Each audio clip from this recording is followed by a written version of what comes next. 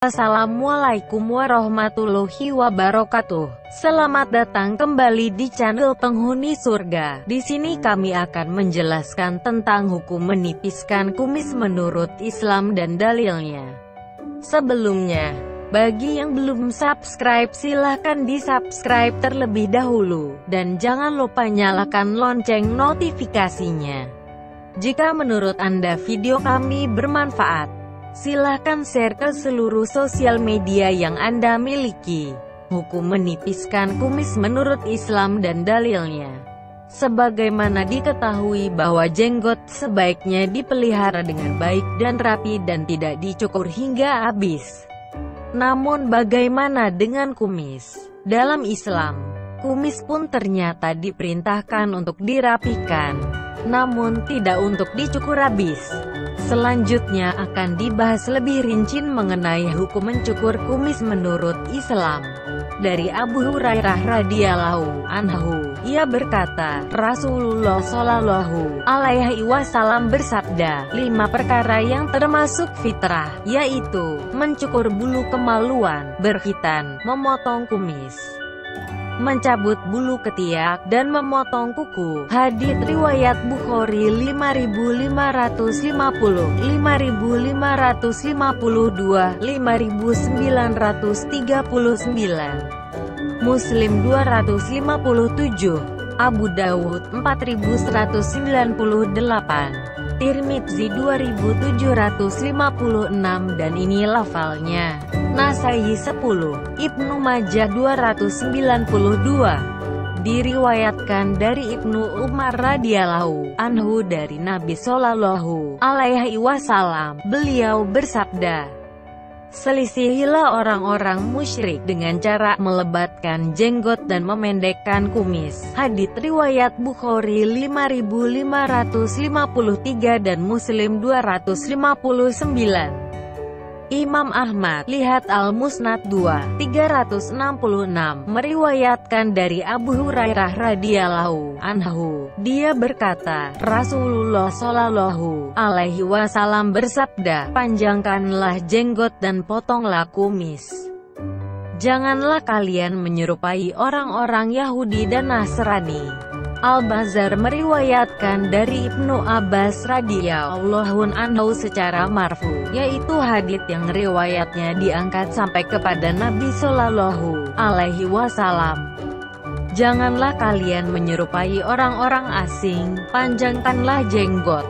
Ibnu Umar radhiyallahu anhu berkata, Rasulullah Shallallahu alaihi wasallam telah bersabda, barang siapa yang menyerupai suatu kaum maka dia termasuk dari mereka. Diriwayatkan oleh Abu Dawud 4031 dari Ibnu Umar radhiyallahu anhu. Sedangkan Al-Bazzar meriwayatkannya dari Hudzaifah radhiyallahu anhu 7368. Dari riwayat yang lain dari Amr bin Syahwaib dari bapaknya dari kakeknya dari Rasulullah Shallallahu alaihi wasallam. Beliau bersabda, bukan termasuk dari golongan kita orang yang tasyabuh kepada selain kita menyerupai orang kafir. Janganlah kalian semua menyerupai orang-orang Yahudi dan Nasrani. Tirmidzi 2695. Beliau berkata, hadits ini sanadnya dhaif, dan riwayat dari Ibnu Umar radhiyallahu anhu dengan lafal, barang siapa menyerupai mereka sampai dia mati, maka akan dikumpulkan bersama mereka. Dari Zaid bin Arqam, dia berkata, bahwasanya Rasulullah Shallallahu alaihi wasallam telah bersabda, barang siapa yang tidak memotong, memendekkan supaya tidak menutupi bibirnya, maka bukan termasuk dari golongan kami. Hadits riwayat Ahmad, Tirmidzi dan Nasai. Dan dari Ibnu Abbas radhiyallahu anhu, dia berkata, adalah beliau Rasulullah Shallallahu alaihi wasallam memotong atau mencukur sebagian kumisnya, dan demikian pula yang dilakukan Nabi Ibrahim Khalilur Rahman sholawatullah alaihi. Hadits riwayat Tirmidzi. Hukum mencukur habis kumis.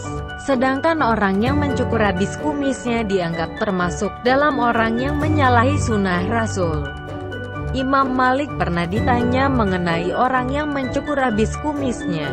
Beliau rahimahullah menjawab, "Aku beranggapan bahwa orang yang melakukan seperti itu lebih pantas untuk diberi hukuman, yaitu dipukul."